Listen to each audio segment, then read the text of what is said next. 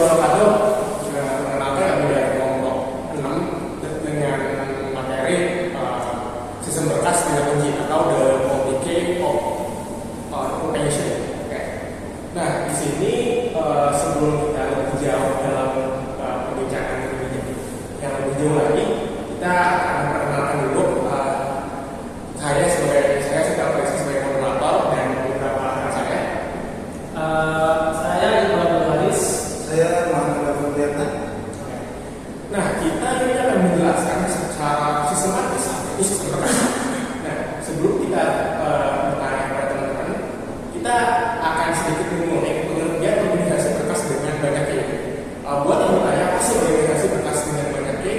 Nah, jangan khawatir karena multi-key organization ini adalah organisasi berkas yang diperbolehkan rekod diakses oleh lebih dari satu kunci atau keyword. Nah, kita sudah merangkum beberapa pertanyaan yang akan dijawab oleh teman-teman saya. Nah, di sini kita akan menanyakan topik pertama. Apa itu organisasi berkas dengan banyak kunci? Yang menurut pendapat pribadi dari Mas Iqbal. Oke, saya akan menjawab dari pertanyaan Mas Arya. Organisasi berkas dalam banyak itu apa sih? Di sini saya akan menjelaskan yaitu adalah organisasi berkas dengan banyak kunci adalah metode pengolahan yang memungkinkan data akses. Jadi bisa melalui lebih dari satu kunci file. Hal ini biasanya memberikan fleksibilitas dalam pencarian data karena berbagai vektor pencarian juga dapat menggunakan aplikasi data tersebut. Nah, kalau sekiranya apa saja teknik dasar pemberian hubungan dalam organisasi berkas dengan banyak kunci. Nah, saya pengen nanya ke Mas Agung tentang impressionnya dalam pertanyaan tersebut. Untuk inversionnya ada beberapa teknik ya. Yang pertama yaitu inversion. Inversion itu sebuah indeks yang menyimpan semua nilai kunci dengan setiap nilai yang menunjukkan rekod terkaitnya. Terus yang menggunakan teknik ini biasanya disebut sebagai inverted file. Dan contohnya jika Anda mencari data berdasarkan nama atau ID, inversion itu menggunakan pencarian cepat melalui tabel indeks. Jadi impression ini lebih ke arah sebuah variabel, sebuah medium data. Ya. Oke.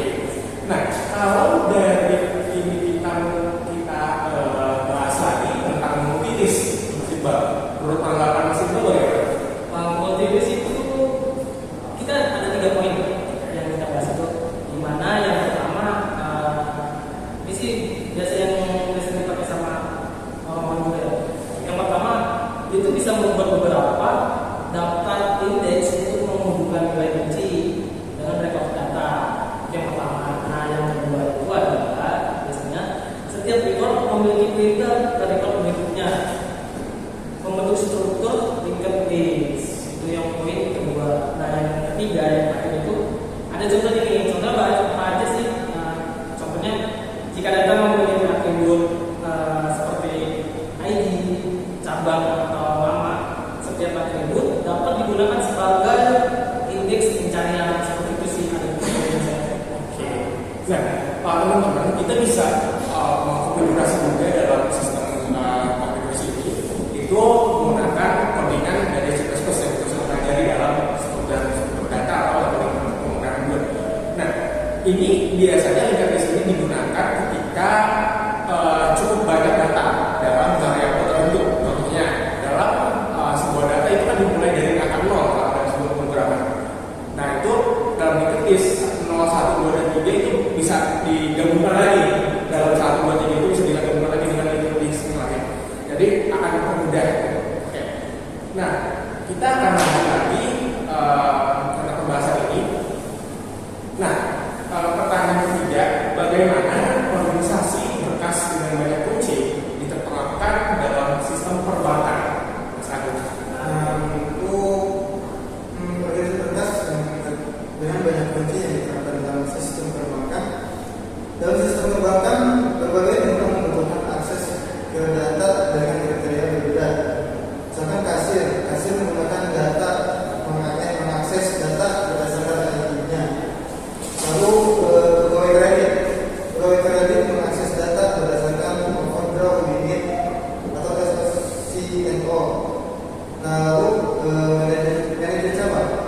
Manajer cabang mengakses data berdasarkan cabang dan tipe akun.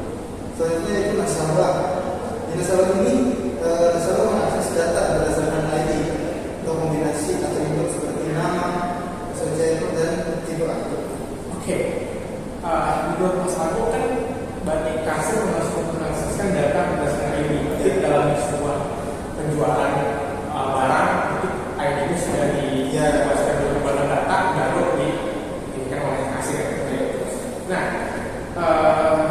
berarti kemungkinan dalam manajer cabang ini bisa menggunakan administrasi yang lain atau menurut Mas Agung hak aksesnya ini mending menjadi yang lebih general atau lebih apa ya, cuma beberapa aja lebih amannya menurut Mas Agung?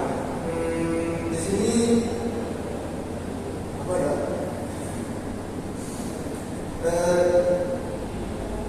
Di sini pelayanan berbasis sequensial untuk ID, lalu pelayanan sequensial dengan rekod diurutkan berdasarkan total limit, file relatif dengan kunci SSCO, file dengan indeks memiliki kunci untuk kombinasi atribut seperti nama, SOCO dan tipe akun. Nah, kita akan lanjut ke solusinya. Ini kan tadi kan sesuai dengan pertanyaan saya tentang cabang manajer atau manajer cabang. Nah, kalau menurut Mas Iqbal solusi dari pertanyaan nomor 3 itu gimana? Kalau menurut saya itu solusinya sih ya sama ya. Mungkin kayak disampaikan tadi Mas Agung, yang biasanya sih dia filenya tuh indeks sequential untuk ID. Yang kedua file sequential dengan import diurutkan berdasarkan drawing. Yang ketiga itu pada relatif dengan kunci SOCO atau SOCO. Dan yang keempat sama seperti Mas Agung tadi bilang, yaitu ada file dengan indeks kunci untuk kombinasi atribut seperti nama, SOCO dan tipe akun. Jadi berarti sudah clear ya tentang pendanaan dalam penggunaan perbankan atau dalam sebuah bidang kerja. Nah, kita akan lanjut ke topik kedua. Apa perbedaan antara inverter file atau multilist? Nah, kita akan menanyakan ke Mas Agung apa itu inverter file. Nah, dan untuk inverter file itu indeks yang hanya menyimpan satu file yang terurut dan pointer ke rekor terkait. Lalu inverter ini digunakan untuk pencarian langsung dengan key yang tertentu. Kalau misal dalam multilist file itu bagaimana Mas? Mas Iqbal? Oke, kalau multilist ya teman-teman di sini, multilist itu biasa indeks menyimpan banyak key dan pointer ke rekor pertama. Lalu setiap record memiliki pointer ke rekor berikutnya. Nah, ada teman-teman yang terakhir itu multilist lebih fleksibel untuk pencairan dengan banyak kriteria tersebut. Jadi seperti itu. Nah, kita akan lanjut ke pertanyaan nomor 5, teman-teman. Apa keuntungan menggunakan organisasi berkas dengan banyak kunci? Mungkin Mas Agung bisa dijawab. Untuk keuntungannya, di sini saya akan menyebutkan beberapa poin. Paling yaitu sekitar 4 poin saja ya, yang terjadi. Di sini untuk keuntungan menggunakan organisasi berkas dengan banyak kunci itu akses data yang lebih cepat karena pencarian langsung ke record yang relevan. Lalu yang kedua, fleksibilitas dalam menangani berbagai kriteria pencarian. Lalu tidak perlu menduplikasi data dalam file terpisah. Terus selanjutnya cocok juga untuk aplikasi interaktif seperti sistem perbankan, perpustakaan atau manajemen inventaris. Nah, ini buat yang poin ketiga apa ya? Keempat. Yang tentang perbankan itu sudah dijelaskan ya oleh Mas Agung tentang sudutnya dari sudut yang jelek atau yang bagusnya, record dan penggunaannya bagaimana.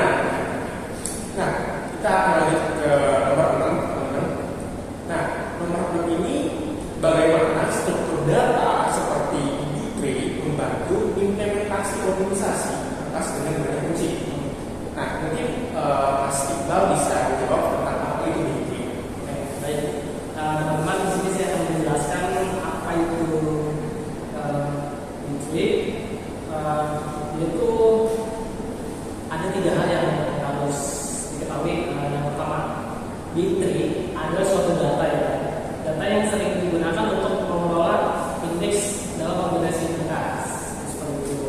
Lalu dia ada B3 ini memungkinkan pencarian, penyisipan, penghapusan data dengan efisien tinggi, bahkan untuk dataset besar, dia berskala besar atau berskala gede.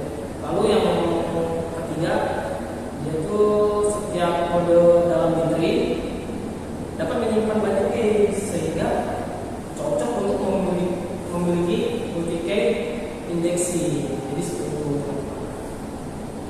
Oke. Apakah ada yang lain Mas Iqbal tentang poin government? Kalau itu, oh iya, saya lupa satu lagi. Di sini yang terakhir, dalam sistem file B3 digunakan mengorganisasi indeks sehingga pencarian berdasarkan key menjadi cepat dan terstruktur. Jadi udah cepat ya, tapi terstruktur, jadi nggak berantakan ya. Nah, poin itu sudah kita temukan teman-teman. Jadi kita mungkin akan ke poin yang 7. Pertanyaannya adalah apa saja tantangan dalam implementasi organisasi berkas dengan banyak kunci? Mungkin Mas Agung akan menjelaskan tentang jawaban itu.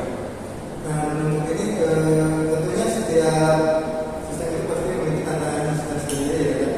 Dan untuk dalam organisasi berkas dengan banyak kunci ini, yang pertama itu kompleksitas indeks, karena membutuhkan penggunaan indeks yang lebih rumit. Lalu tantangan itu overhead penyimpanan. Indeks tambahan memerlukan ruang penyimpanan yang lebih besar. Lalu yang terakhir pemutahiran data. Nah, perubahan pada data dapat mempengaruhi banyak indeks sehingga membutuhkan waktu lebih lama untuk pembaruan. Oke, itu kan tantangan yang dijelaskan oleh Mas Agung ya. Nah, untuk solusinya nih dari Mas Iqbal, karena ini mencakup dengan poin nomor 6 ya. Mungkin Mas Iqbal bisa menambahkan atau memberikan solusi. Solusinya untuk semua hal ini adalah ini penting ya, penting. Itu yang pertama, teman-teman. Itu yang pertama menggunakan algoritma efisien untuk pembaruan indeks.